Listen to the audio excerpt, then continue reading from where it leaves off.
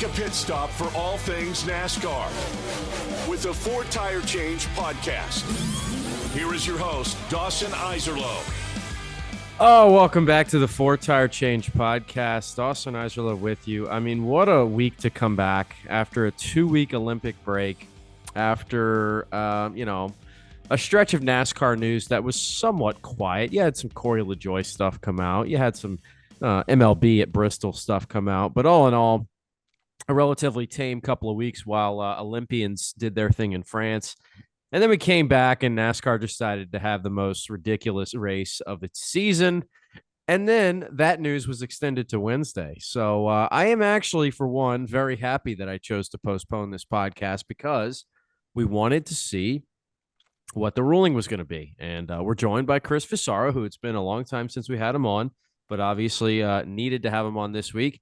And then everything happened that happened at Richmond, so it's really, really quite perfect. So, Chris, I hope your Olympic break plus your extended leave from the pod has treated you well. Thanks, Dawson. Really appreciate you having me back. There's no event quite like this one that I would love to give my opinion on in the world of NASCAR. So, for those who aren't caught up here, Austin Dillon won the race on Sunday night because he punted Joey Logano in a move that I would describe as a desperate attempt to win a race after he was honestly going to win the race fair and square because of, I don't know, some miraculous performance by RCR that came out of nowhere where he had the best car, if not, maybe second best. Christopher Bell was pretty fast, but some things pushed him back in the field, and Austin Dillon's going to win this thing. Then the restart because of a wreck, Ricky Stenhouse Jr. I saw some memes today crediting all this madness to Ricky, which maybe he does get a little bit of this, at the end of it. But Austin Dillon loses the restart, kind of executes poorly there. Logano's going to win it, and then Austin Dillon sends it into him, which, I mean, look, they called it on the broadcast. They thought there was going to be contact if he could get there. Obviously, I don't know if we thought he was going to. Once Logano got out of turn 2 on that last lap, I thought, okay, there's no way he's getting back to him. The way he's going to get back to him, though, is just to floor it into 3 and 4, and he did. And I have really, really mixed feelings about the whole situation. But he then also gets into Denny Hamlin, essentially wrecks them both, wins the race, has the big celebration, kisses his baby on the start-finish line. Joey Logano says some things that weren't super nice. And we kind of, I don't know, I thought that was going to be it. I really didn't think they were going to go back and remove this win. He clears tech, which obviously didn't have anything to do with what happened, but you just wondered, is anything going to come out of that? No, he clears it all. He's the race winner. But there were some comments that night by NASCAR that suggested that this wasn't over. And eventually they review it and they say, by the way, the Tuesdays are when they announce most of their penalties from these types of things. They said, we need another day. We're going to wait till Wednesday. And they removed his playoff status. So obviously every driver who wins a race gets into the playoffs. NASCAR is going to do something here that's fairly unprecedented. They're going to leave him as the race winner, apparently because of some verbiage in the rule book that they can't really get around. But what they can get around is taking away his automatic trip to the playoffs. So Austin Dillon is now no longer, as of August 14th, in the NASCAR playoffs. Chris, you can start anywhere you want on this for unpacking this entire situation. I will give you free reign. Because I don't know personally where to start. I'll start with, there's no sport quite like NASCAR that can just make up the rules as they go on. So it's honestly very funny, in my opinion, that they found something that they couldn't get around for once. So I'll start there. It's just absolutely laughable because there's nothing quite like NASCAR making up the rules as they go in terms of darkness and whatever random things pop up throughout a wacky NASCAR season. Austin Dillon. We'll start with NASCAR has set up for something like this. They have designed their sport for something like this to happen. And I think them removing Austin Dillon from the playoffs saved their sport. And what I mean by that is they like what they're doing. They like that you have to win a race essentially to get into the playoffs, except for maybe 1 or 2 every year. But they're saying that you have to do it the right way, that you're not going to abuse their system, which is interesting. I think it's the right move. But I also think there's a whole other side to this of if you're in desperation mode, Austin Dillon. I will never ever make an excuse for Austin Dillon. And he's Pop's boy or whatever Richard Childress said on the radio. He's proud of him. I kind of feel for him in one little sense. He's desperate. He is desperate as all get out to get a win because that's his only ticket in. So if you're NASCAR, you're kind of, and I'll bash them a little bit here. You're kind of giving up sort of the entertainment factor in the sense of you're saying that these Hail Mary moves, the Hail Melon that Ross Chastain had, you're saying that those aren't allowed. Which I get it. Okay. If that's the route you want to go. But they're trying to say that you have to have the fastest car to win every race. You have to have the best strategy. You have to have the best luck. Besides a Hail Mary attempt is just no longer possible in their sport. Yeah, okay, and that's what I'm confused at too, because they kind of tried to not say that in Elton Sawyer spoke with the media afterwards, and he kind of tried to lay out the fact that look, and I listened to the guys over with the Teardown podcast, and they called their podcast on Sunday night "Where's the Line?" because the idea is like there's a line somewhere, and it was crossed. I think most people can sit there and say Austin Dillon crossed the imaginary line, but the problem I have is NASCAR then going back and trying to define an imaginary line that is ultimately going to have, it's a blurry scenario, right? It is a gray area. There is black at the top, there's white at the bottom, and there is gray in between. And they are fully in the gray right now. And this isn't the last time something's going to happen that could be within the gray. And so what I think is now, did Joey Logano bring up a good point in his post race where he says, look, he's 4 car lengths back. He's never going to make the corner without running into me. Is that different than what happened when 2 years ago Joey Logano got into William Byron and sent him into the wall in Darlington? Yeah, it's different. I mean, it was, but there's real nuance into how different it was. And we've seen, what was it? Ross Chastain at the road course was that 2 years ago? It was 2 years ago. When he runs through everybody to get to the checkered flag. And we've seen it, obviously at the super speedways, I think it's a little bit more accepted and they're probably going to let stuff go. But there's a quote from Elton Sawyer. And I just think he was asked what he would say to drivers who no longer know where the line is when it comes to winning a race. And Jeff Gluck shared this afterwards. And he said, quote, "I promise you, as a race car driver, they know where the line is. It's been a few years since I did it, but I promise you, I know where the line was. Hard NASCAR racing, little bump, little tire mark, moving a guy up out of the groove to win a race. We've done that for years. What happened on Sunday night crossed the line." That's fine. I get that.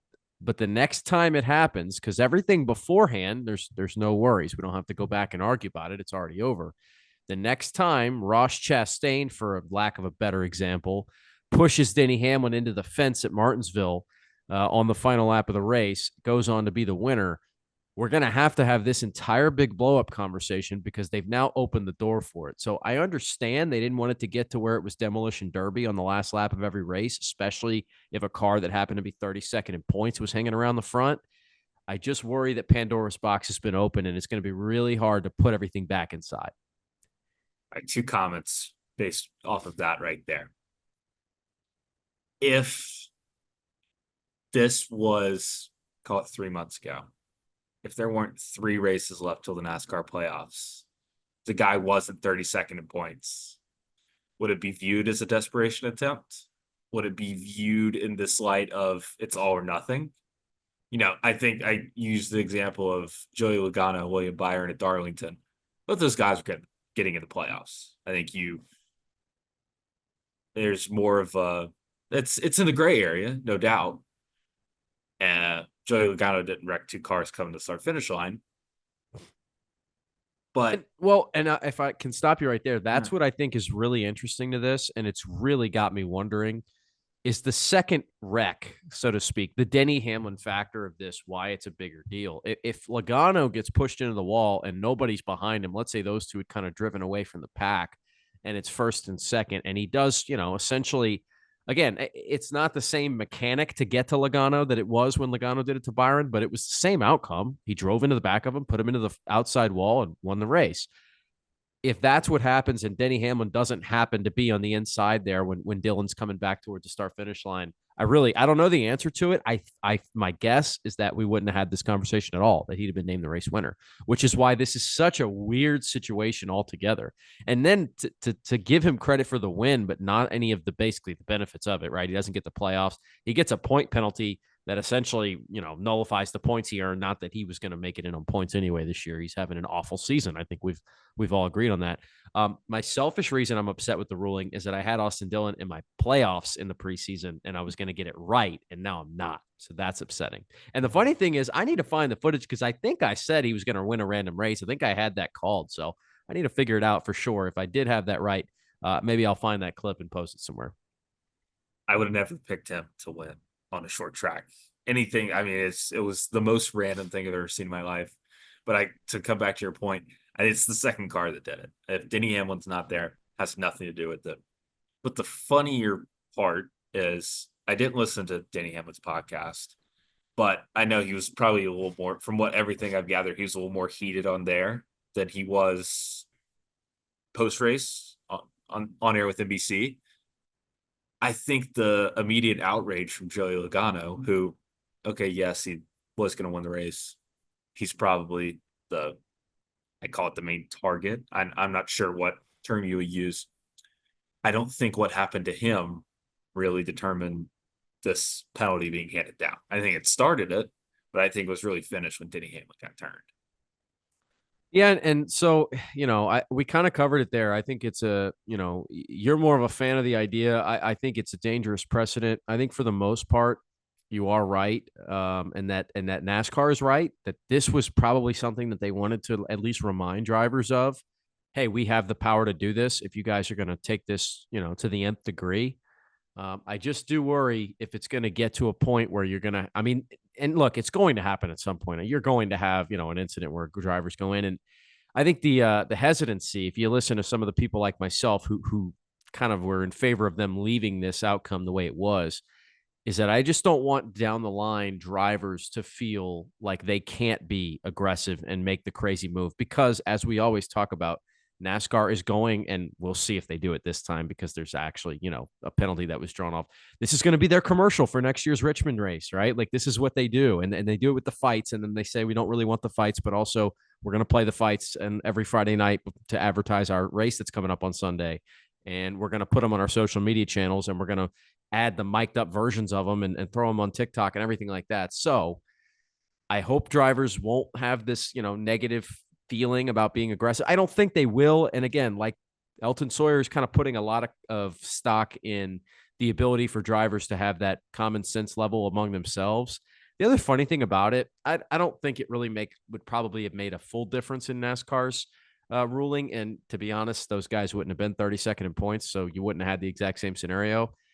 But if it was a driver that was a little more well-liked than Austin Dillon, I do also wonder what the implications are. Like if Michael McDowell had done it, which we know he probably never would have because he's just not that guy, but somebody who genuinely feels like he has the respect of other drivers around the circuit, but isn't in like a top car where, you could see him getting in a desperate situation.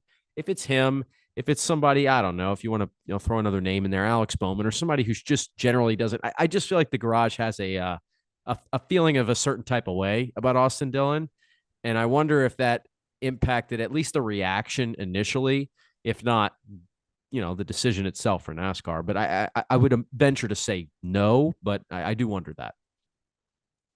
Do you wonder if the radio audio that's linked with linked with the clips, if that hadn't leaked? Man. And, the thing is, it was going to leak because NASCAR has right. their hands on all that. So, and for those who maybe don't exactly know what we're talking about here, essentially Austin Dillon's spotter said, wreck him, as he was going into 3 and 4. I thought Austin Dillon did a great job on Monday of trying to do his best to explain that and get himself off the hook or get his team off the hook by saying that his spotter was essentially becoming a fan in that instance and it wasn't changing what he was doing.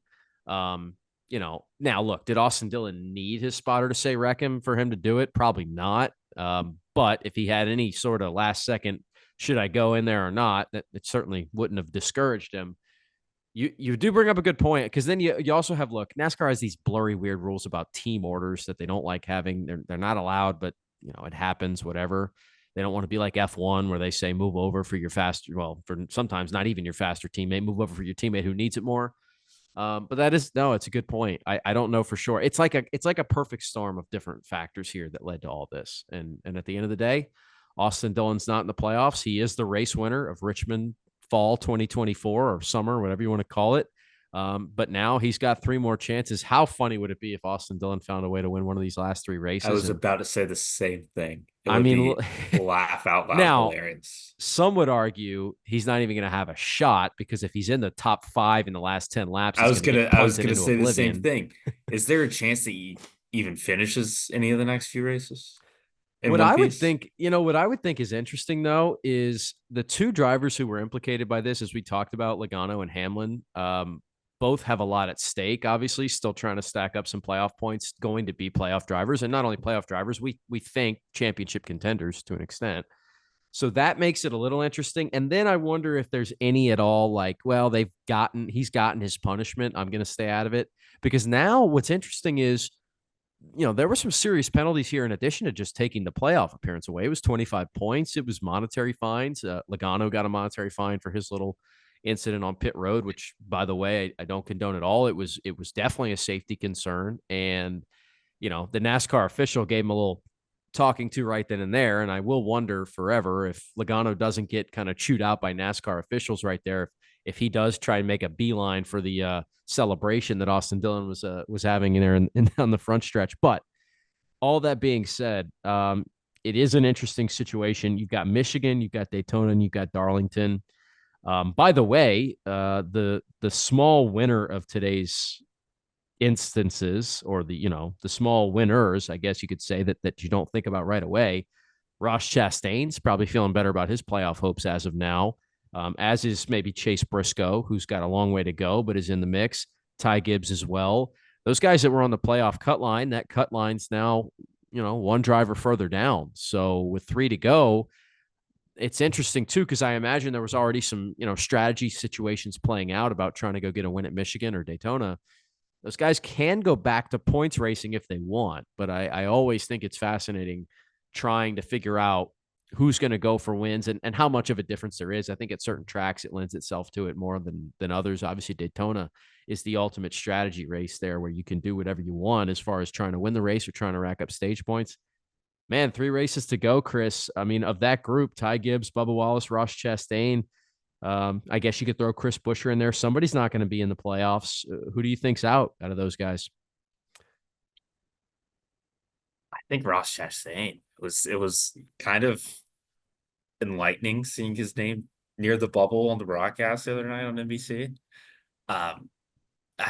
He just hasn't a good year. Just plain it simple. You can't. I mean, they've been fine. There hasn't been anything wrong, but they've taken a step back, right? And maybe, I guess he hasn't, outside of the year we made the championship forward, they haven't really been trending at this point in the year. I mean, he's really won everything in the spring or the early summer. So that's something interesting. They haven't really climbed their way out of a hole. I think Ty Gibbs makes playoffs. I think Bubba Wallace wins Michigan. Wow. Okay. So, but we got a head start on our Michigan preview there. Chris is going with Bubba Wallace. He's been fast there before. I wouldn't put it past him. For me, by the way, out of the group, I think Chastain actually gets in. I'm more looking at right now. I think a guy like Chris Buescher might be the odd one out, and it'd be a shame. And maybe the Ford, kind of the momentum that Ford's built here down the stretch helps him out, because they have been better, but he's kind of hit another little wall, I guess you could say. I do think it's going to be really fascinating if it's between he and Chastain, Bubba. We've seen, by the way, all this talk about where the line is of what you are allowed and not allowed to do. Ross Chastain's already proven to us before he's willing to cross a lot of lines that exist. So if he's at a spot, which, by the way, this year, worth noting, going to finish this up at Darlington rather than Daytona in the regular season. Ross Chastain at Darlington needing 2 or 3 points to advance could lead to some theater, and I'm here for it if that's what's going to happen. For my winner at Michigan, I don't know. I think I'm just going to go boring. Like, just give me Tyler Reddick. And maybe it's not boring because he's only found a way to finish one race. He's 5 points out of the regular season championship right now, which still blows my mind how consistent they've been. He's had so many top fives. He's had so many times where he's gotten up there and kind of pouted like a child. Not to insult him. I like the guy. I just sometimes the post-race interviews are not for me. And he's acted like he's just got no talent, even though clearly he's one of the best drivers in the series. But anyway, all that being said, I like Reddick to actually finish one off at Michigan for once. Okay. All right. With that being said, I think we've covered mainly the general topics here, Chris. I mean, what a weird year it's been, and we get a little bit more. So, by the way, with the incident today, our guy Austin Dillon goes from 13th in the points, and I'm checking it. Yeah, he's 31st again. So that was a quick plummet, and he is now sitting between Daniel Hemrick and John Hunter Nemechek. So I know that helps you sleep a little bit better tonight. He's still netted positive. Right. in a way, he did. He's got John Hunter by 6 points right now. So he's holding off 32nd for now, but we'll see if he moves on. Chris, appreciate you joining us. It should be fun. We'll have you on again sometime in the playoffs, and we'll see what happens here. Thanks, Dawson. Appreciate it, man. That's it for the four-tire change this week. We will be back, of course, next week. Who knows? There's no way we're going to have as much drama as we did, but we'll see what Michigan brings, and we'll check back in with you all. This has been the Four Tire Change Podcast.